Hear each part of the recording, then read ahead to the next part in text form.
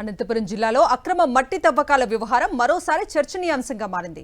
రాష్ట్ర ఆర్థిక శాఖ మంత్రి పయ్యావుల కేశవ్ ప్రాతినిధ్యం వహిస్తున్న ఉరవకొండ నియోజకవర్గంలో భారీ స్థాయిలో మట్టి దోపిడీ జరుగుతోందన్న ఆరోపణలు వినిపిస్తున్నాయి.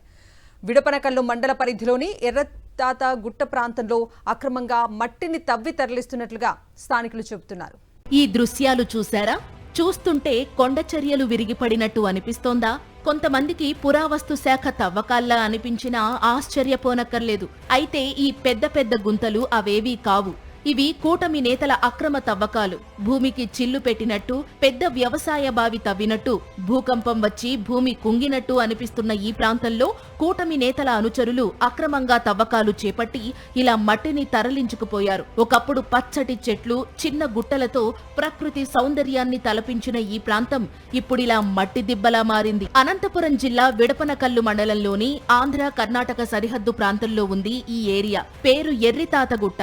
ఈ ఊరు వెనుక భాగంలో అక్రమ మట్టి తవ్వకాలు జోరుగా సాగుతున్నాయి. స్థానిక అధికార పార్టీ నేతల సహకారంతో ఒక ప్రైవేటు కంపెనీ ఈ విచ్చలవిడి తవ్వకాలకు తెరతీసింది. పెద్ద పెద్ద జేసీబీల్ని తీసుకొచ్చింది. లారీల్ని వరుసలో పెట్టి స్థానికుల నుంచి వ్యతిరేకత వస్తుందనే విషయం ఈ కంపెనీకి తెలుసు.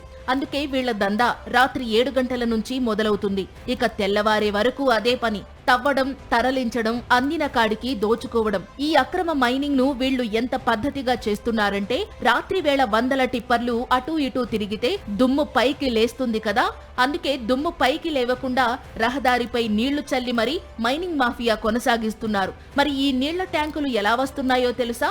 వేసవిలో ప్రజల దాహార్తిని తీర్చాల్సిన సత్యసాయి సమ్మర్ స్టోరేజ్ ట్యాంక్ నుంచి తాగునీటిని తీసుకొచ్చి ఇలా రోడ్డుపాలు చేస్తున్నారు. వీళ్లు చేసిన ఈ తవ్వకాలతో ఎర్రితాతగుట్ట ప్రాంతంలో ఎక్కడ చూసినా భారీగా గుంతలు ఏర్పడ్డాయి. అటువైపు వెళ్లడానికే స్థానికులు భయపడేంతలా మారింది పరిస్థితి.